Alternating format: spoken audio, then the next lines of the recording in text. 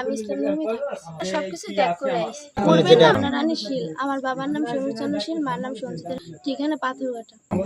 আমার নাম হলো ফাতিমা। এনামুলের সাথে পড়েছি আমার মোবাইল ফোনে।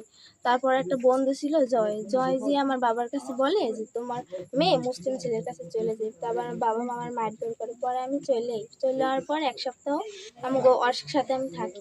তারপর বিয়ে হওয়ার পর তারপর আমার বাবা ফাঁড়ির মাধ্যমে পুলিশের মাধ্যমে জোর করে আমার নিয়ে যাওয়ার পর কইছে কেস করবে না।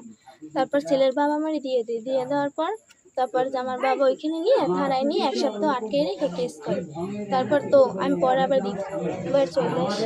পরের বার চলে আসার পর আমি এনামুলের সাথে ঢাকা যাওয়ার পর আমার বাবা 3 মাস পর এনামুলের গ্রেপ্তার করে পুলিশের মাধ্যমে। ওরা তো কাউরে কখনো নিয়ে আটকে রাখা যায় না, সবকিছু ত্যাগ করে আসি। আপনারা কেউ চাপ সৃষ্টি না, করছেন? আমি সহজে মুসলিম ধর্ম গ্রহণ করছি। আমি আমার বাবার সাথে যাইতেছি না, আমি এই জায়গায় থাকতেছি। আপনার জামাইরে যে সে জেলে দিছে এই বিষয়ে আসলে আপনি কতটুকু সাপোর্টেড? আমি চাইতেছি যে আমার বাবা কেস উড়ে এলো, আর যদি আমার বাবা আমার ত্যায্য করতেছে তাহলে আমার ত্যায্য করে দিত। আমি বাবার পরিচয় দিতেছি। মায়ের সুখী সুখ, মায়ের জানে শান্তি পেবে হেনি থাকতে চাই।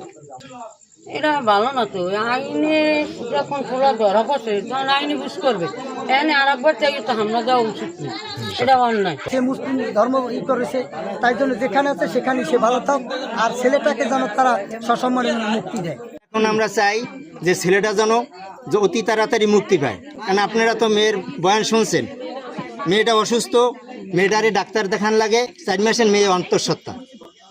এখন এইটার সুস্থ বিচার চাই আমি।